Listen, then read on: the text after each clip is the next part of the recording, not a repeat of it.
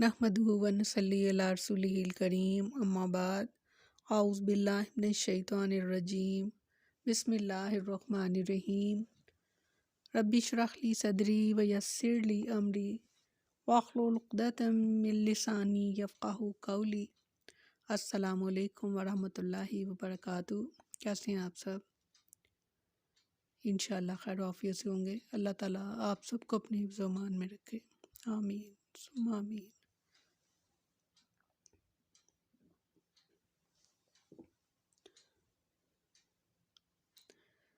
चौथा पारा सूरत आल इमरान, आयत नंबर 137, 138 और 139। लफ्ज़ी तर्जुमा का तहकीक हालत गुज़र चुकी मिन क़ब्लिकुम तुमसे पहले सुनानुन तरीके फसीरू बस चलो फिरो फिल अर्ज़ी ज़मीन में फ़ांज़ुरू बस देखो कैफ़ा कैसा काना था आक़िबतु अंजाम मुकज़्ज़िबीन जुटलाने वालों का। फरमाया बिलाशुबा तुमसे पहले बहुत से तरीके गुजर चुके, सो ज़मीन में चलो फिरो फिर देखो जुटलाने वालों का अंजाम कैसा हुआ। वाक़या ग़ज़वा यहूद के दरमियान इस आयत को लाने का मकसद मुसलमानों को तसल्ली देना है और उन्हें यह भी बताना है कि तुमसे पहले भी बहुत सी कौमें आईं और इनका इम्तहान हुआ और मुसलमानों को काफिरों से जंग करना पड़ी। वो सब्र और साबित कदमी से हालात का मुकाबला करते रहे और बिलाखिर नुसरत फ़तह याबी मुसलमानों के हिस्से में आई और अल्लाह के दुश्मनों को मुंह की खानी पड़ी। अगर इसमें शुबा हो तो दुनिया में घूम कर देख लो, तुम्हें मालूम हो जाएगा कि अल्लाह और रसूल की तकज़ीब करने वालों का क्या अंजाम हुआ।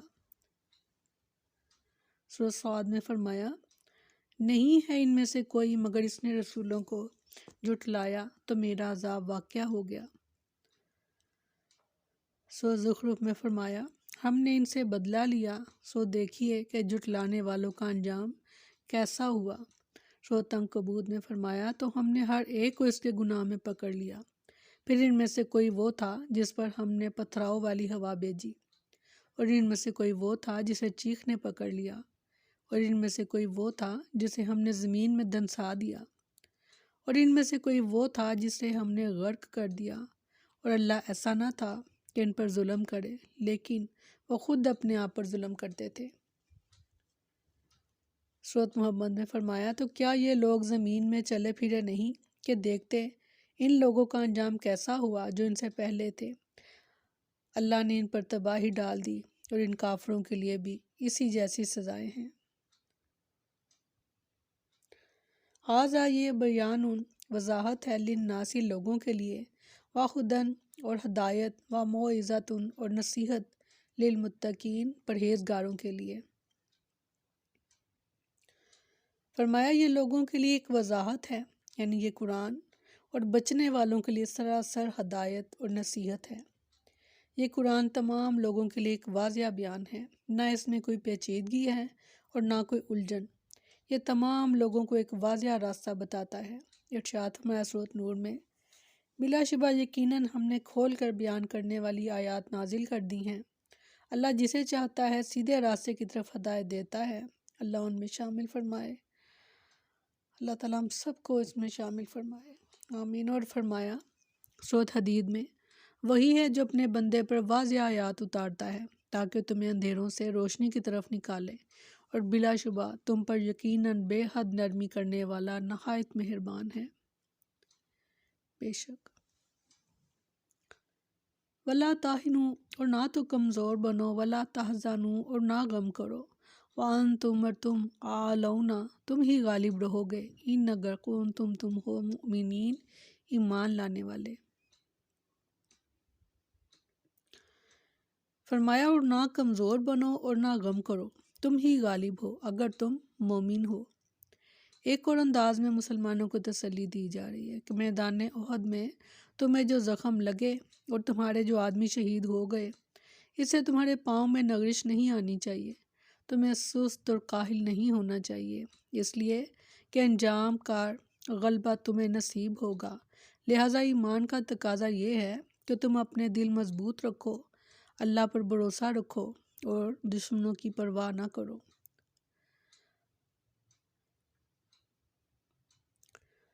ارشاد فرمایا سورۃ محمد میں، بس نہ کمزور بنو اور نہ ہی صلح کی طرف بلاؤ، اور تم ہی سب سے اونچے ہو، اور اللہ تمہارے ساتھ ہے، اور وہ ہرگز تم سے تمہارے اعمال کم نہ کرے گا۔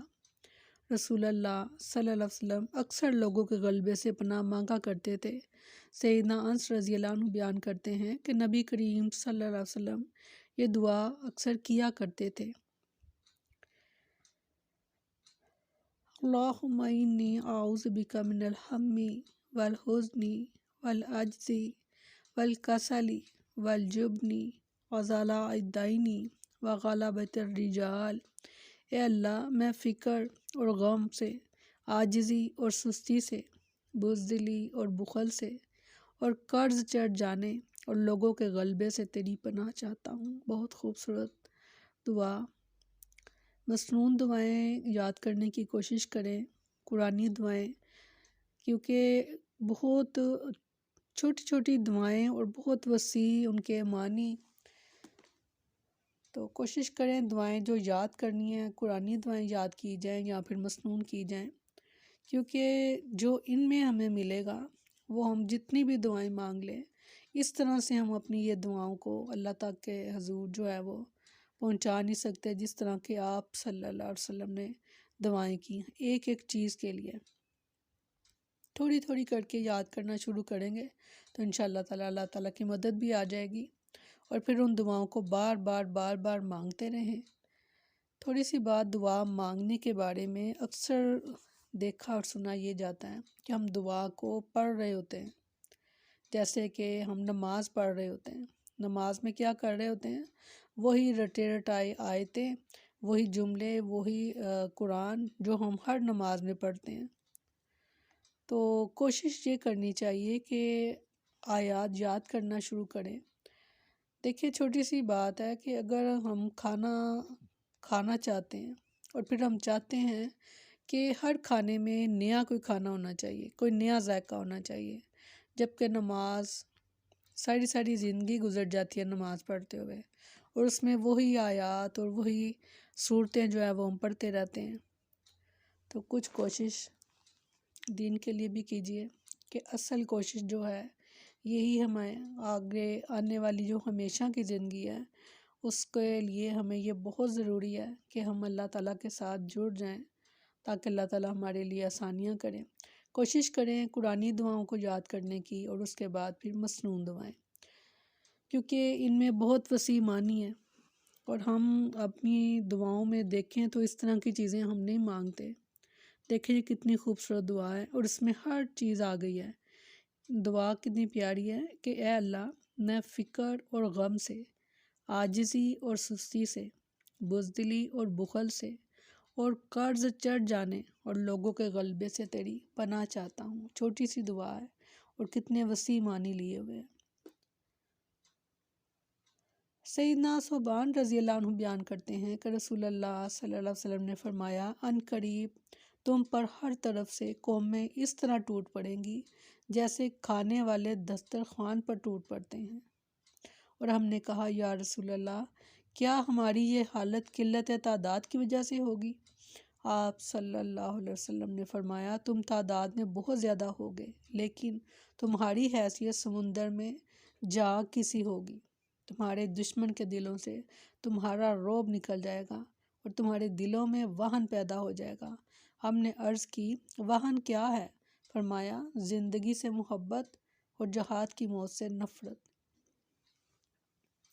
یہ آپ دیکھ رہے ہیں، یہ کوئی ایسا نہیں آپ کہہ سکتے کہ ہم نے پہلی مرتبہ اس طرح کی کوئی بات سنی ہے، کیونکہ اگر آپ اپنے اللہ تعالیٰ آپ کو نظر ایسی دے تو آپ کو نظر آئیں گی یہ چیزیں اپنے بہت قریب۔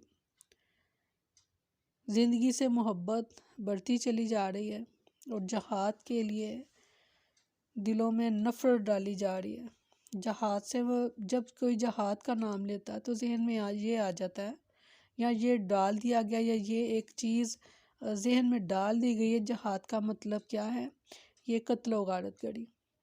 تو ہم تو بڑے امن پسند لوگ ہیں، تو ہم تو یہ نہیں چاہتے، جبکہ ہمیں زندگی کا مقصد ہی یہی تھا کہ جہاد، اور ضروری نہیں ہوتا کہ جہاد جو ہے وہ اپنا تیر تلوار سے کیا جائے، جہاد زبان سے بھی کیا جاتا ہے، جہاد قلم سے بھی کیا جاتا ہے، اور جہاد جو اصل جہاد ہے وہ تو اپنے نفس کے ساتھ ہے، یعنی کوشش، جہاد کا مطلب ہے کوشش اور مسلسل کوشش۔ تو یہ جہاد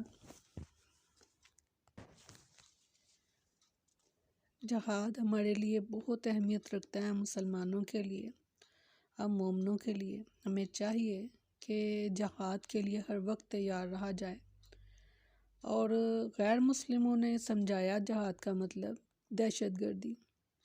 جہاں جہاد کا نام لیا جاتا ہے وہاں پر فتویٰ دہشت گردی کا لگا دیا جاتا ہے۔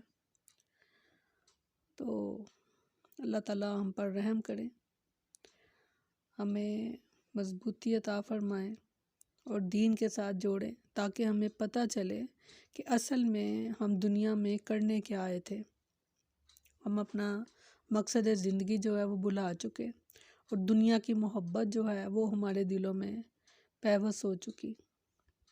دیکھیں کہ آپ صلی اللہ علیہ وسلم نے فرمایا کہ تمہارے دلوں میں وہن پیدا ہو جائے گا، اور ہم نے عرض کی وہن کیا ہے؟ فرمایا زندگی سے محبت اور جہاد کی موت سے نفرت۔ اللہ تعالیٰ ہم سب پر رحم کرے، آمین ثم آمین۔ سبحانک اللہم و بحمدک نشہد ان لا الہ الا انت نستغفرک و نتوب الیک۔ سبحان ربک رب العزت عما یصفون وسلام علی المرسلین والحمد للہ رب العالمین۔ السلام علیکم ورحمۃ اللہ وبرکاتہ۔